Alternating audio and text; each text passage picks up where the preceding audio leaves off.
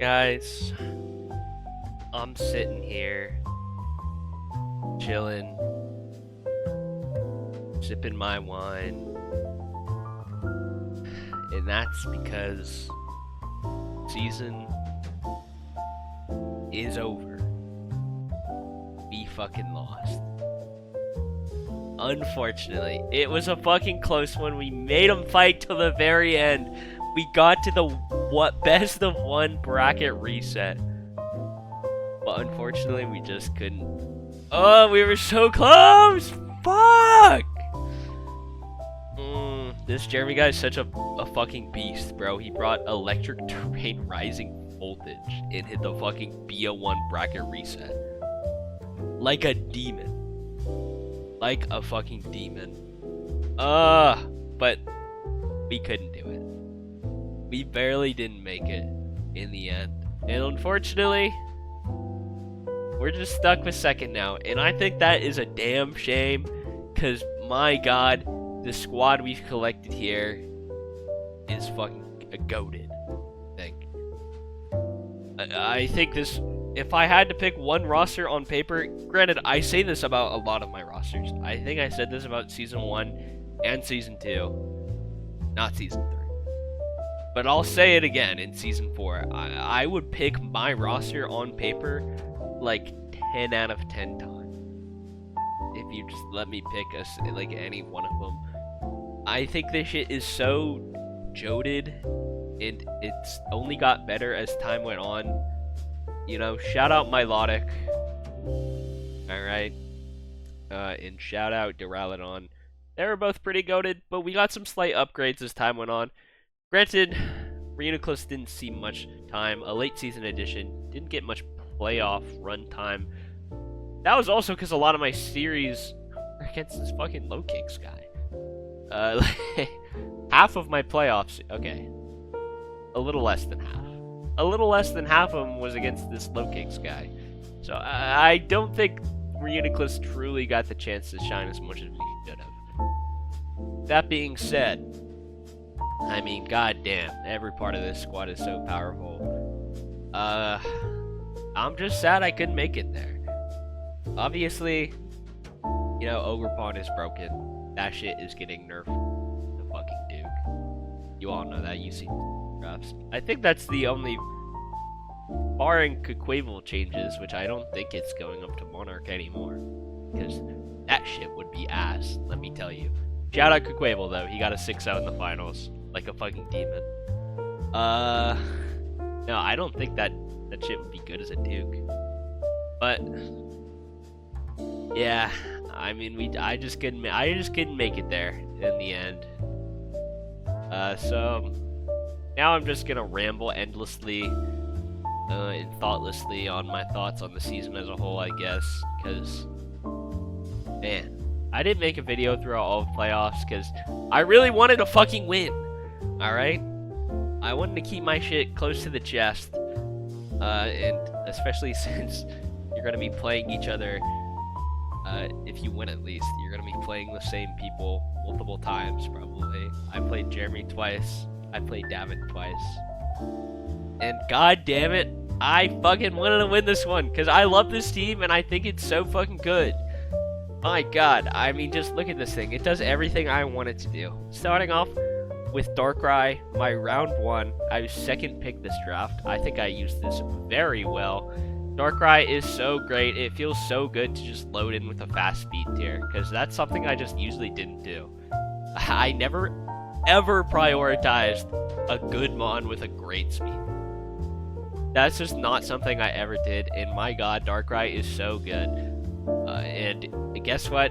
I didn't click Focus Blast or Hypnosis a single time this whole season. So you can just make this mon the most consistent fucking thing in the world. Yeah, you do not have to click those stupid ass moves. This mon is still fucking broken. Alright? It gets not a lot of coverage, but it gets the coverage it needs to get the job done. Alright? This mon is so goated, and I expect it to be top 5 pick again. If it's not, I think that's a steal of a lifetime, just to be clear. Hippowver, Yeah, I mean, everyone knows this thing's good. You watch what it did time and time again. It's so goated against offensive teams, but it even plays like a defensive role, and it can easily, even those defensive sets can easily snowball out of control. 10 out of 10 mon. This should also easily be a round 2. Where I got it at the end of round 2 last season, that was a fucking steal. That should not happen again. And especially in a 20-person draft, that was crazy. That should not happen again. Especially because Vaughn also used this thing last season to amazing success. Like, I don't know. I don't think, especially after all the buzz around it this season, it will not be going undervalued going into the next draft. In Clefable, I mean, this is just one of my favorite mons. One of my goals for this season was to draft this thing again. Let me pull up the list. This thing was just called Mons I Want to Use. Let's look at a couple of these. Jogerpon, yeah. A lot of these are like, oh, Quackleval, boom. Anyone else? No, actually. But one of them is Clef again. Because I love playing with Clefable. This mon is so awesome, and there's so many cool things you can do. It's just a neat little fella. Alright? And this neat little fella, I will say, easily my playoffs MVP. It was in the early rounds, it was such a consistent take. In my last 2 series, actually my last 3 series, this thing, like, threatened a 6-0 sweep, like, every fucking game. This thing is such a beast. Unironically, I thought it was a little overvalued before this playoff. Overvalued, point-wise. But I just drafted it because I like it. Not to say it's a bad mon. But, like, I thought it could use a little point reduction. But now, my honest-to-God opinion is that it's probably just fine where it's at. You know? It has its flaws. Just look at this thing's stats, but, like, my God. This thing is a beast. Jogerpon is broken. This thing should be a Duke. We all know it, alright? And it's a shame. It's crazy that it went undrafted. Yeah, it was undrafted, and then I picked it up in free agency immediately after. Draft all the Ogrepons. Even Ogrepon Fire next season. They're all broken. Well, okay, caveat, if you draft Ogrepon Fire, you need to have some good-ass hazard. You need to have some good-ass hazard removals. Alright? But, on my fucking life, all 4 fucking Jogrepons should be drafted. There is no fucking doubt in my mind about that. And I think Rockpon might just be the second best one. It's insane how nice it feels to click a rock move that never misses. Holy shit. Like, obviously rock grass, is like pretty damn good coverage. Especially when you have some shit to hit steel types, like superpower. But, I mean, Ivy Cudgel is just the freest click in the whole goddamn world, man. And also, oh, dude, this thing set up spikes for me every fucking week. Especially in the regular season. Insane hazard mon, insane pressure mon, it gets nuts utility moves, it pivots, it's got a decent speed tier, it does it all. This mon is easily Duke status. Easily. And I still think it should be drafted at Duke. Because it's going to be a low point Duke. And my God, I can tell you it won't feel like a low point Duke.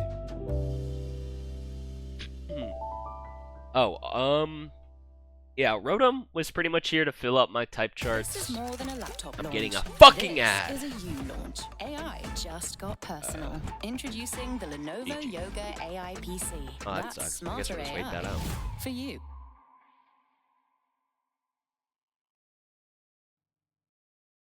And we're back. Okay. Yeah, Rotom was here.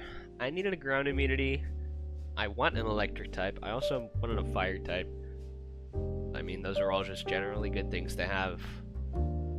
It doesn't take a rocket scientist to understand that you should probably go Rotom Heat in a spot like that. You know, I'm not gonna act like I'm the smartest guy in the world for this pick. It fits my typings. It fit what I needed to do. But I mean, yeah, this guy just does its job. It shows up. Usually, it was probably in a pretty defensive role. It would come in, it would eat a hit, it would threaten some big damage because it's hard to switch into, and it would pivot out. A lot of times, it would throw out some will-o-wisps. Hey, good one. Next, the namesake of the team, the absolute GOAT himself, Hippowver. This guy might just be the MVP in my season as a whole, to be honest. This guy just shows up, he tanks everything every week, he sets up rocks, he roars out shit that needs to be roared out. He does it all, and he shows up without complaining, because he's a beast, because he's just an honest man's kind of guy. Alright? King Hippo is such a good, like, every team should have a ground type. And this is a ground type. Alright? He just shows up, he clicks 4 or 5 moves every week. He has the same 4 or 5 moves every week. And he just does what needs to be done. Like, this guy is just an unkillable demon, and not much else to say about him. This guy absolutely carried his weight. Had to draft him. He's the logo, obviously, but he's not just a logo. Alright? He's a beast, is what he is. For Uniclus, I already talked about this. Kind of bad in the low kick, so didn't really get to shine in the playoffs. I think I used him decently before that. Not very many weeks to show that off, but hey, it is what it is. I don't have much to say on this guy. Didn't really use him that much. Registeel. I was very surprised when this guy was on the free market. Free agent market. Because really, it was Duraludon before, but I really just wanted a pure steel type in the slot. There was a non-zero amount of weeks where I just Terra Steeled Duraludon. Got me that nice little bonus damage, but also just lost that dragon typing, meaning it resisted dragon and it resisted fairy, which are all nice things to have, to be honest. Especially on this team. Obviously, I have little muck down there, but I mean, there's sometimes where you just need your steel type to be a steel type. And Duraludon is good, but sometimes he's just not enough of a steel type. And Registeel, what else is he but a steel type? I feel like nothing else needs to be said. The CGY, this guy is my GOAT Terra captain. No one ever talks about this guy, and I legit have no idea why.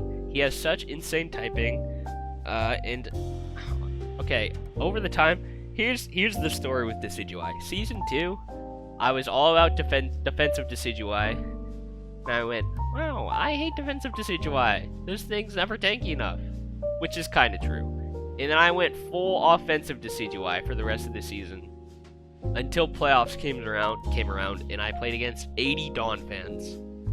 And then, you know what I ran every time I was against one of the Dawn fan guys? Dawn fan or Great Tusk?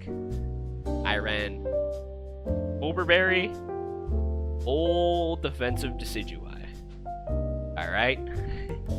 And I would show up, and I would Leaf Storm their stupid spinner, and I would block their rapid spin, and my hazards would stay up. So I was like, wow, that is pretty good actually. This is pretty goated typing. I resist their stab earthquake, and also block spin at the same time. How neat is that? And then I dropped him again this season. And he also kind of did that. But I realized something. I actually never ran, like, a full defensive Decidueye set. Oh, that's not true. I ran one... No, I was going to... Actually, it is true. I was going to run one week 1 against Kindo. But, I changed out the slot in the last second. Because, as it turns out, it's not that great of a dedicated Lucario check. When I just, like... maybe just die to an Iron Head. Never great, huh? But, yeah, regardless. I ran towards the end of the season. Let me just pull up an example. I ran this, like, max HP... Oh, yeah, here's what I ran in Grand Finals. Just, like, max HP, max attack, adamant, almost no speed investment. I ran Terra Ghost a lot, but sometimes I run, like, Terra Fire, right? I ran this set a lot, like 3 attacks Roost. And it put in so much work, like every fucking time without fail. This spawn should not be undervalued going into next season. I'm telling you, this guy, he's goated on the sauce, but again, I just never see anyone talk about him. His original typing is so good, and he's also a pretty damn good era captain. So, like, you feel good bringing him no matter what. You feel good bringing him and then terroring someone else, which is what I did a lot, also, because I brought Muck a lot. Ooh, you see that transition? I might be the GOAT. Yeah, I brought Muck a lot. Because, again, he fills a lot of niches on my team. Like I said earlier, I didn't have a true fairy resist until I picked up Registeel, so Muck was a big addition to the squad. I also had a bit of a grass weakness, especially early on when I had Milotic. So, like, some games, my defensive core was, like, Milotic plus Hippowver. And I shouldn't have to tell you how weak that is to grass. Obviously, I had Duraludon, who's a 4x resistant. Right? But, like, he just doesn't do it for me sometimes, especially because he has a pretty, mainly because of that fighting weakness, to be honest. In Muck, he just gets it. I've said this about a lot of Muck. But Muck gets it done. All right. I was very happy when Josh dropped this guy into the free agency market, because he fills a lot of holes with my team. He absolutely eats up slower teams alive by statusing shit, and against offensive shit, he's usually good for at least one matchup that you tag him for.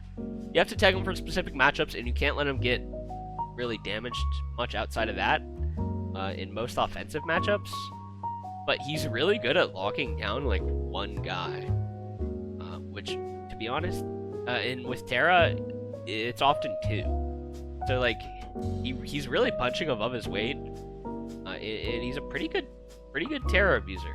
Obviously, Mono Poison, not the greatest typing in the world, but it is good to have one on your draft squad, especially on a team that can play slower like mine, so you don't have a big T-Spikes week. And lastly, we have good old Barry. Sticky Webs, I brought him a couple times. He usually won. He won more often than he lost. Not that I brought him all too often, but I did bring him sometimes. Because sometimes Sticky Webs just have a spot. You know, some teams just pull up and they're like really offensive. They don't have a lot of boots. They don't have hazard removal. Especially in our 3-game format. So, Sticky Webs probably won't be as good next season with some format changes that are coming up. Spoilers. But, I mean, hey. My god, he got him up. He got him up! And at the end of the day, what else can you even ask for? Yeah, I mean, that's my squad. I feel like I'll just give my thoughts, a little bit of my thoughts on this season as a whole. Man, I wish I could win. This squad is so good. No idea what I'm doing next season.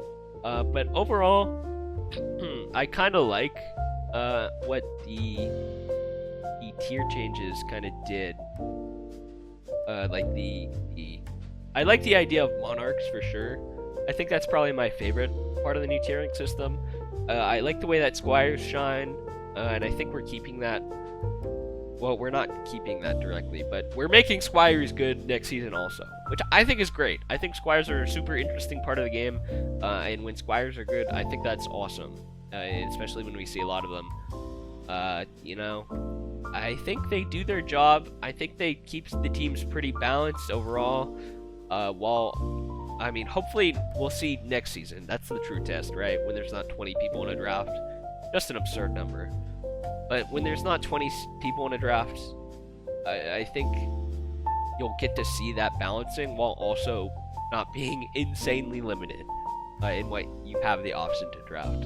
Which is hopefully going to lead to some nice in-betweens there. We'll see. That remains to be seen. I won't really call this a true success until we see like a normal amount of people in a draft. Because it's just not a great time with 20 people. Speaking with 20 people, that spawns a lot of issues I have. I mean, like, why do we have 20 people? The tier, like, changes were so restrictive. Like, trying to improve your team is just at the whims of, like, whoever feels like dropping their shit for fun that week. Because there's nothing good on the market. There's, like, 5 good things on the market, and everything else is some bait, or some dog shit, or it just doesn't work on your team. Like, that doesn't feel great.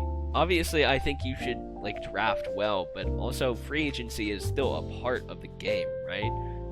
Like, it feels terrible when you look at the free agency and you just go, oh, I can't really use that, or oh, I can't really use that in this, and this, and this, and this, and that.